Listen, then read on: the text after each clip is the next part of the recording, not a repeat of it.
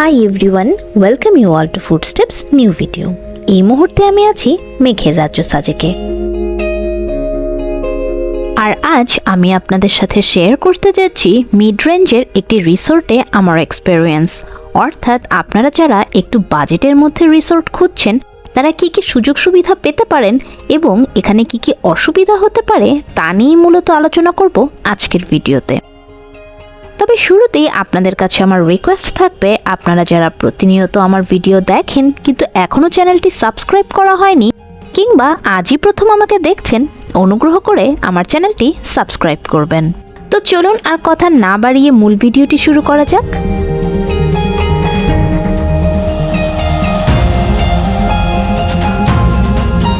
Sajek valley নৈসর্গিক সৌন্দর্যের এক লীলাভূমি, যা বর্তমানে বাংলাদেশের অন্যতম জনপ্রিয় একটি পর্যটন স্পট।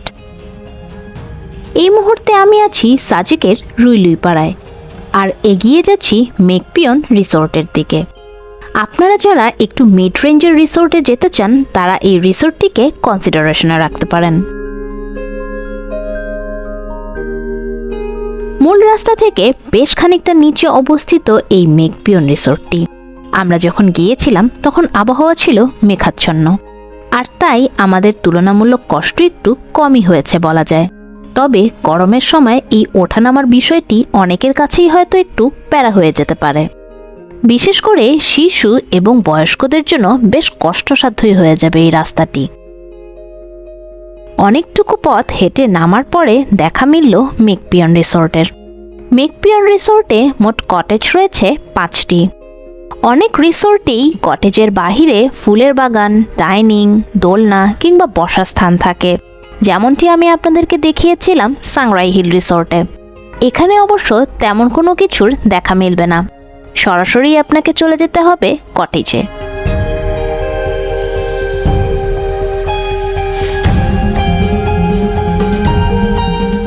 মেঘপিয়ন রিসোর্টের কটেজগুলো খুব একটা বড় নয়, বিছানার পরে তেমন একটা জায়গা নেই বললেই চলে।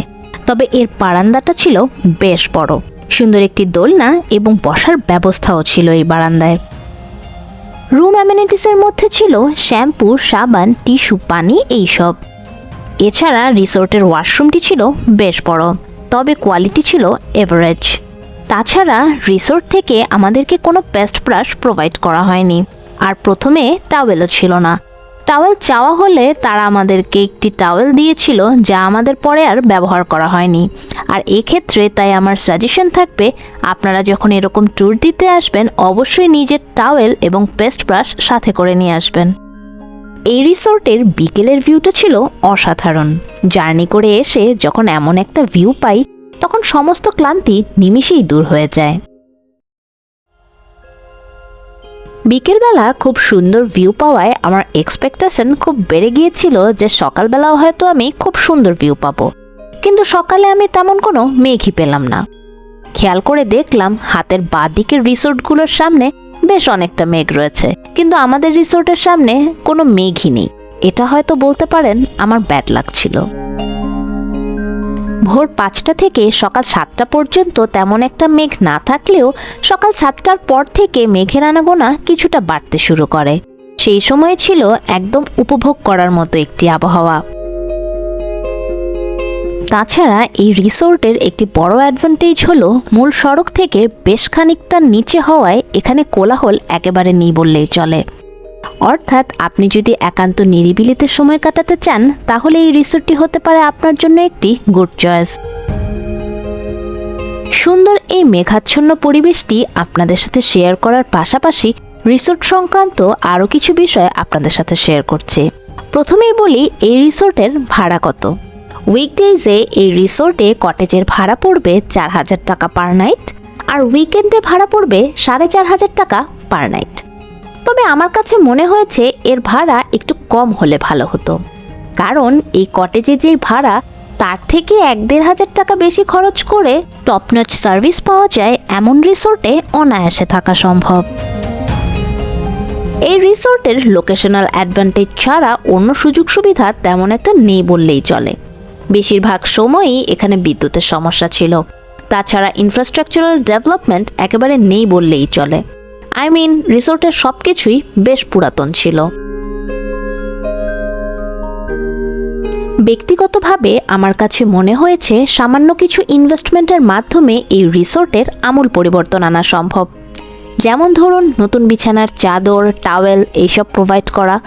পাশাপাশি আমার আরও যেটা মনে হয়েছে, তাদের সকালবেলা যে কমপ্লিমেন্টারি ব্রেকফাস্ট ছিল সেটা তারা ওয়ান টাইম ইউজ বক্সে না দিয়ে সুন্দর একটি প্লেটে পরিবেশন করে দিতে পারতেন। আদারওয়াইজ তাদের কমপ্লিমেন্টারি ব্রেকফাস্টের ডিম খিচুড়িটা বেশ মজার ছিল।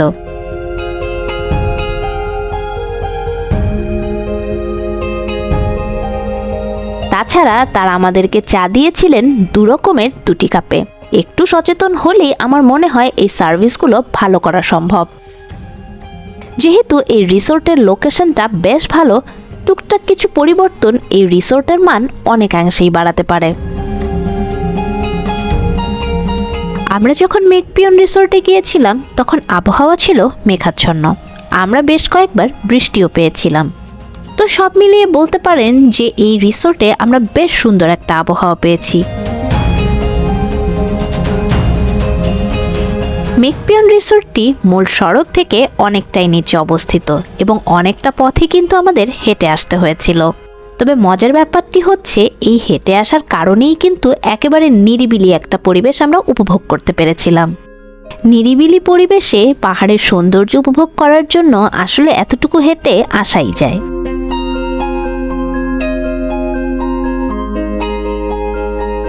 বাই দ্য ওয়ে, এই রিসোর্টে আমাদের কটেজের ঠিক বাইরেই ছিল 2টি খরগোশের বাসা। আমরা যখন রিসোর্ট থেকে চেক আউট করে বেরিয়ে আসবো, ঠিক তখন খেয়াল করে দেখলাম একটি পাহাড়ি শিশু হাতে করে কিছু পাতা নিয়ে আমাদের দিকে এগিয়ে আসছে।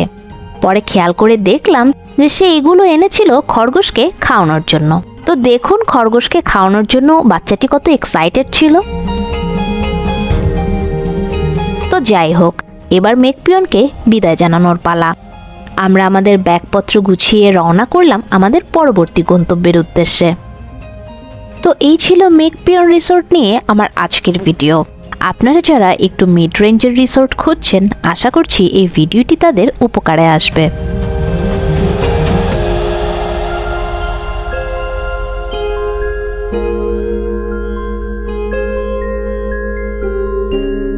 তো এই ছিল আমার আজকের ভিডিওটি কেমন লেগেছে তা কিন্তু অবশ্যই কমেন্ট করে জানাবেন। আর যদি কোনো কোয়ারিজ কিংবা সাজেশনস থাকে তাও আমাকে কমেন্ট সেকশনে জানাতে পারেন। তো আজ এই পর্যন্তই। সবাই ভালো থাকবেন, সুস্থ থাকবেন, আর আমার চ্যানেলে নতুন হলে অবশ্যই আমার চ্যানেলটি সাবস্ক্রাইব করবেন। Happy travelling.